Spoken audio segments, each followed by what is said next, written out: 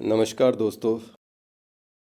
आपने भाग्य के बारे में तो सुना ही होगा और एक कहावत भी सुनी होगी कि भाग्य से ज़्यादा और किस्मत से पहले किसी को कुछ नहीं मिलता। आज उसी भाग्य को लेकर एक कहानी मन में आई है। एक बार एक व्यक्ति था, बहुत मेहनत करता था। तो उसकी मेहनत को देखकर नारद भगवान प्रसन्न हो गए और उस व्यक्ति के पास आए और उस व्यक्ति से बोला कि तुम्हारे भाग्य में और तुम्हारी मेहनत को देखते हुए तुम्हारा जो भाग्य निश्चित हुआ है वो 1 रुपया रोज का निश्चित हुआ है।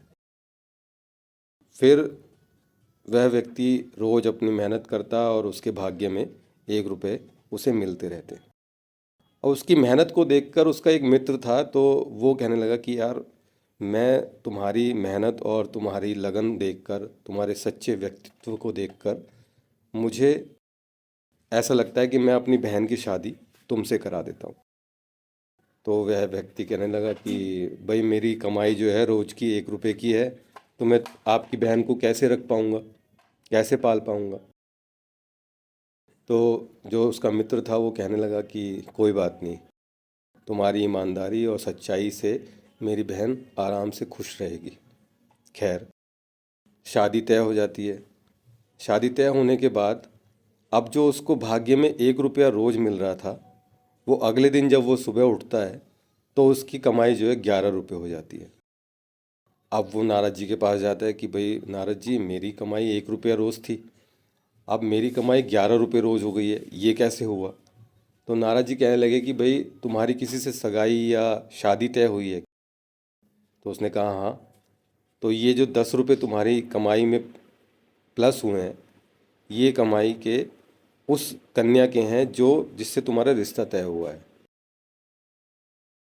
अब ऐसे ही गुजर बसर चलता रहा, कमाई रोज 11 रुपये मिलती रही। कुछ दिन बाद उसकी जो पत्नी थी वो गर्भवती हुई और गर्भवती होने के बाद उनकी कमाई 31 रुपये हो गई। अब वो फिर से सोच में पड़ गया कि ये मेरी कमाई 31 रुपये कैसे हो गई। तो फिर से नारद जी के पास गया। नारद जी ने कहा कि भाई, किस्मत जो है वो हर इंसान की अलग होती है।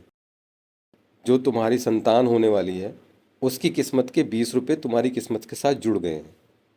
तो दोस्तों, कहने का और इस कहानी का जो सार है वो यही है कि हम अपनी मेहनत करते रहें और मेहनत के हिसाब से जो जो व्यक्ति हमारे साथ जुड़ते जाते हैं, जिन जिन व्यक्ति का हमारे साथ संपर्क में आते रहते हैं, तो उनकी किस्मत हमारे साथ जुड़ती जाती है।